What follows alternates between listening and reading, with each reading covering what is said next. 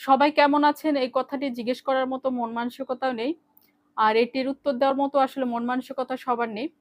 হ্যাঁ, মোবাইল বলেন, টিভি বলেন এবং খবরের কাগজ বলেন সব জায়গায় চোখ খুললেই শুধু একটি ঘটনা। আমি তুফাজ্জলের কথা বলছি যার বাড়ি বরগুনা। আসলে গতকাল এমন একটি মর্মান্তিক ঘটনা ঘটেছে যেটা আসলে মেনে নেওয়ার মতো না। এই ঘটনাটি আসলে এতই মর্মান্তিক যে সবার মনকে নাড়া দিয়েছে। আজকে আমি রান্না করতে গিয়ে, খেতে গিয়ে এমনকি উঠতে বসতেও শুধু একটি ঘটনাই চোখে ভাসছে। আসলে কিভাবে পারে? একটা জাতি দ্বারা কিভাবে সম্ভব? এরাই নাকি আবার শিক্ষিত জাতি। ওখানে তো অনেকেই ছিল। কেউ কি পারল না বাধা দিতে? সবার মন মানসিকতা কি একই রকম? কি অপরাধ ছিল তোফাজ্জলের? একদম সন্দেহের বশে তাকে যে একদম মেরে ফেলাই হলো। আমার জানা মতো তো একজন চোরকে তো কোনোভাবেই মৃত্যুদণ্ড বলে কোনো ধরনের শাস্তি হতে পারে না একজন চোরের জন্য। হ্যাঁ, গতকালকে দেখা গেল যে তোফাজ্জলকে মারার আগে আবার তাকে নাকি খাবারও দেওয়া হয়েছে এবং তাকে বলাও হয়েছে খাবার কেমন হয়েছে এবং সে নাকি বারবার উত্তরও দিচ্ছিল হ্যাঁ ভালো হয়েছে।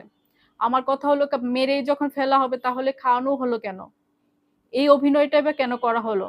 তাকে সামান্য কেন মানে আশার আ আলো দেওয়া হলো যে আমাকে খাওয়াচ্ছে বা মন থেকে তাকে কেন একটু খুশি করা হলো? তার এই খুশির পর যে তার জন্য ভয়ঙ্কর কিছু লুকিয়ে আছে সে কি জানতো বা বুঝতে পেরেছিল? আসলেই কি তার অপরাধ? ওইখানে এতগুলো স্টুডেন্ট ছিল, কারো মনে কি হলো না যে আমি একটু বাধা দেই বা এই ঘটনাটি বেশি হয়ে যাচ্ছে? আবার তাকে মেরেছে তো মেরেছে আবার এমন হৃদয় বিদারক ভাবে, এমনকি তার পা পর্যন্ত পুড়িয়ে ফেলা হয়েছে।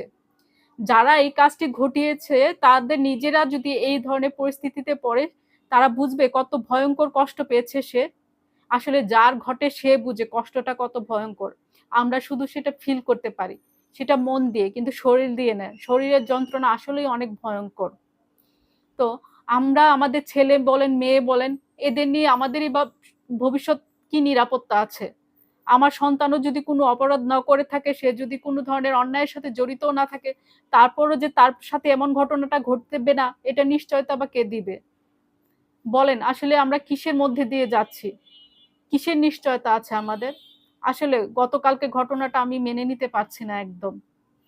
তো আমরা সবাই মিলে আসলে এখন একটাই প্রার্থনা করি, তোফাজ্জলের জন্য যেন ন্যায় বিচার করা হয়। আর সে যেহেতু এভাবে একটা মৃত্যুবরণ করেছে, সৃষ্টিকর্তা যেন তাকে সর্বোচ্চ স্থান দান করেন।